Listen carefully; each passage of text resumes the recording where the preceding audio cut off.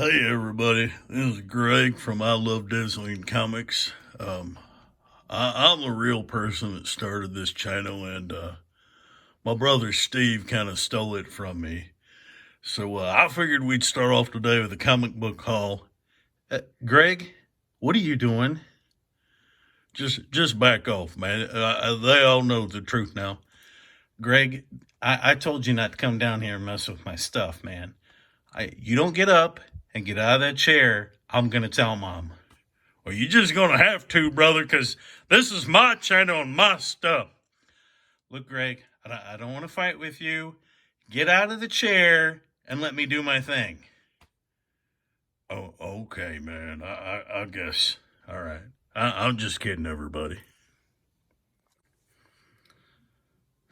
Hey, everybody. Sorry you had to hear that little squabble between me and my twin brother. He's just jealous because I consumed him in utero. All right, so a couple of these books I picked up for a specific reason. I started thinking about like the Blade movie that will be coming out eventually, and he's going to need some vampires to fight in this freaking universe. So some of these books are vampire related just for that purpose, but also they were good reading. So I'm going to start it off with this one. This is the Frankenstein Monster number 13. And every book I show you, I actually read. I took the time to read all these. I've been holding on to these for like 2 weeks now. So anyway, that one, picked it up. It was $3. Here's one that is vampire related. Now, this is not his first appearance. Apparently, this is the first appearance of the third Union Jack. But this is includes the death of Baron Blood. And let me get the glare off of that so you guys can actually see that a little better. But that was a very fun read. I haven't read a lot of Baron Blood, didn't know a lot about him. But man, that was a really cool read right there. Next couple of books I found at a flea market antique store, and I saw these on Read Comics 81's channel, and he showed these, and I never read these. I didn't really know what they were, but they were pretty cool. This is Blood Syndicate number 1. I think I gave $4 for that one, and then I found that was at a different store, and then these next two were at that flea market antique store. This is number 2, and this is number 3, and both these were $1. It says $2 there, but everything priced, if whatever they had on this little thing was what they cost in the little shop that I was looking through, or the booth. Next, this is another one of the vampire books that I picked up specifically for, potential character that maybe Blade could fight. This is the first appearance of, I believe his name is pronounced Yargon, and he is a elder god. And this is a really cool cover. This is giant size Dracula number 2. You've got, Dracula and Yargon fighting on here, and in the background, you've got some bondage going on with these elder gods trying to come up out of this pool. That's what that is. These are a couple other elder gods that Yargon is trying to bring back to Earth. Next book is just a book I thought would be fun to get. This is Spidey Super Stories number 30. I did read that. That's a really easy read. Basically because it was, I guess, produced with the Electric Company. And one thing about these that I don't hear many people mention at all, you always hear about the Marvel value stamps. These, on the back, starting at, I think, number 16 or 17, have these Spidey stamps.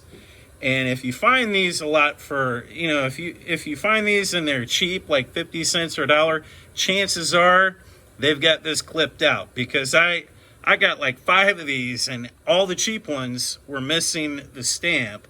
The ones that were like $2 or $3, which this is a really pretty good copy. I think this one was $4. It actually had the stamp. So if you're gonna try and collect these be careful. Just know that they do have a stamp back here that people would cut out, just like the Marvel value stamps. But this was a decent story. It's a very easy read.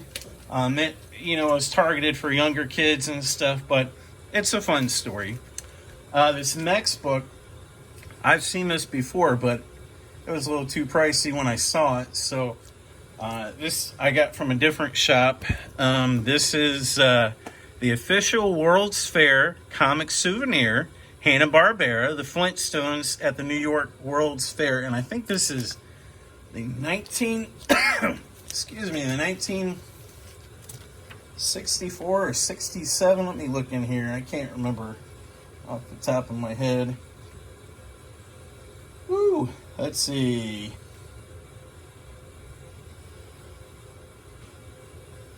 '64, '65 New York World's Fair. But this has about 15, seems like 15 different short stories in here. They all go one after the other. And it's just the Flintstones having a good time at the World's Fair. It was a really great read. Had a good time reading that. It's a really thick book. Probably about 50 to 60 pages. Excuse me, let me get a little drink here. Next book I got at that mall. This was $2. I got from that little booth. This is Terminator Hunters and Killers number 1 of 3. That was a interesting read. And this one I picked up. This was $3. This is Aliens versus Predator, the deadliest of the species, 1 of 12. And I thought I had number 2 or 3, but it turns out this is my second copy of number 1. I gave $3 for that one. Another book I got was Dark Horse Comics Presents number 4. You'll see kind of a theme with this kind of stuff. It's either Aliens or Predator related. So anything that had that, I kind of grabbed it. This one I paid $1 for. Excuse me, sorry. These were really fun. I've seen guys have these on their comic book hauls before, and I didn't know what they were and never really remembered them or took the time to find out, but this was really fun. This is Boris the Bear,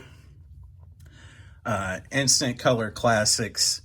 This is number 3, and in here, he is basically fighting with Marvel, like all the Marvel characters, which I thought was pretty funny. Now, the series, Boris the Bear, number 5, this one, I paid $1 for that one, and what was the other one? $1. So, this one, he fights the Dump Thing. So, this is basically the Swamp Thing. I guess in the previous issues, Boris had got upset with the state of comics. It's, I think this came out in like 85, 86. Yeah, 86. And he's pretty upset with the way that Marvel and DC are treating comics. Every time you turn around, there's a brand new number 1 and everything. So he decides to trash all these comics and throw them away. And what happens is all the stories kind of coagulate into this big dump thing. And he ends up, having to settle down the restless dump thing because he wants to be read. Next book I got here is 6 from Series 6. Got this from the same vendor. This was that's number 1. And this was a really good read. This is same vendor. This one cost me $5. So this is What If the Invaders Had Stayed Together After World War II. This was a really cool story. Don't have a lot to say about it other than it's a good read. Next, this is Dark Horse Insane number 1. And this was a spoof on the X-Men, the Unhappy Extra Men. You can see Professor X here. He's got an 8-ball on his head. Wolverines, Mickey. They also had Claudzilla on here. That was a funny story. Just spoofs on basically everything in pop culture at the time. Next, I got an Atlas book. This is Atlas number one, Tales of Evil. That was actually a really good story. I mean, some of these Atlas stories were good. This one was pretty darn good. I don't have any of the other books in this series. If there are any, I imagine there are only 3. I'm not sure. But yeah, it was a good read. Next, I've got, this is a great cover. I picked this up just for the cover alone and then read it and liked the story. This is the West Coast Avengers number 34. And that is just a killer cover on there with all the Avengers behind bars. Basically, Quicksilver has captured them. He's, evil and everything at the time. And I really like this appearance of Moon Knight here on the cover, man. That is just badass. That is pretty sharp.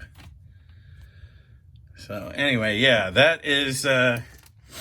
The next one is the West Coast Avengers number 35. Basically, after they get out of prison here, they're trying to get away and end up crash landing in Latveria. And I can't remember his name. It was when Dr. Doom had been his body had been taken over by like a younger version of himself. I can't remember what his name was, but he's actually in the younger body, and the younger replacement of him is actually in his body. But the Avengers crash land in the Latveria, and he's trying to make him help fight to take his kingdom back. Next, I've got a Charlton Comics. This is Scary Tales number 13. That was a really good one.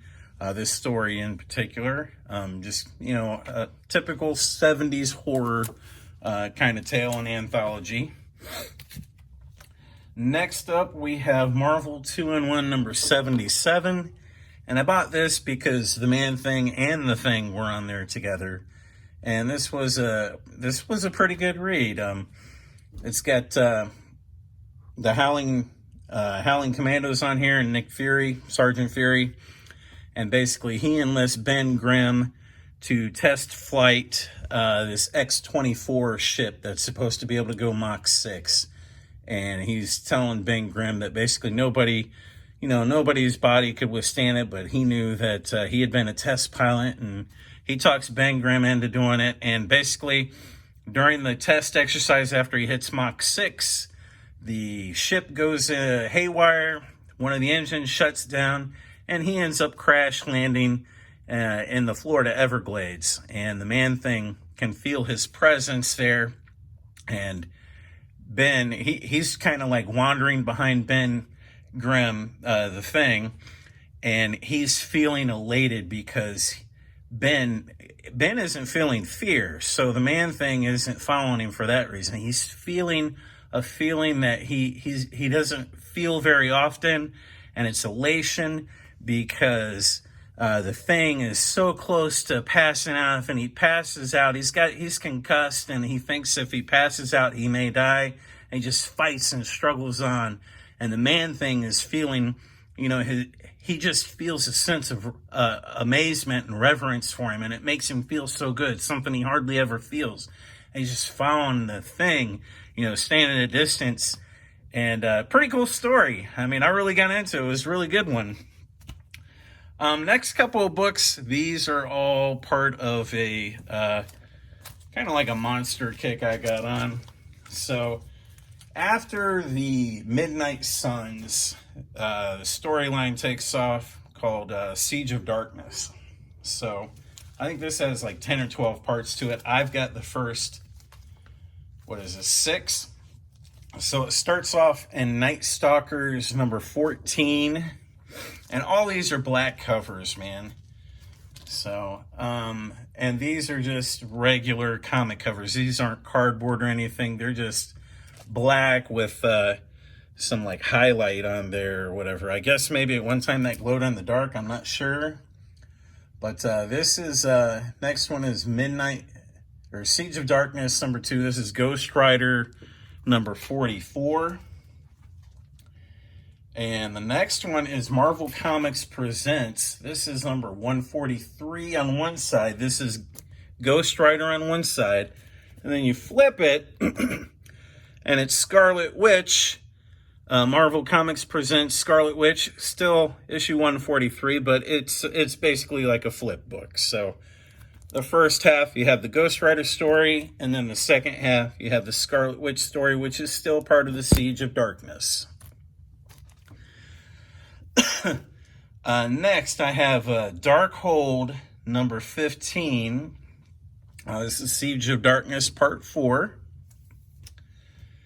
And then next is Morbius, the Living Vampire, number 16. This is Part 5 of that storyline.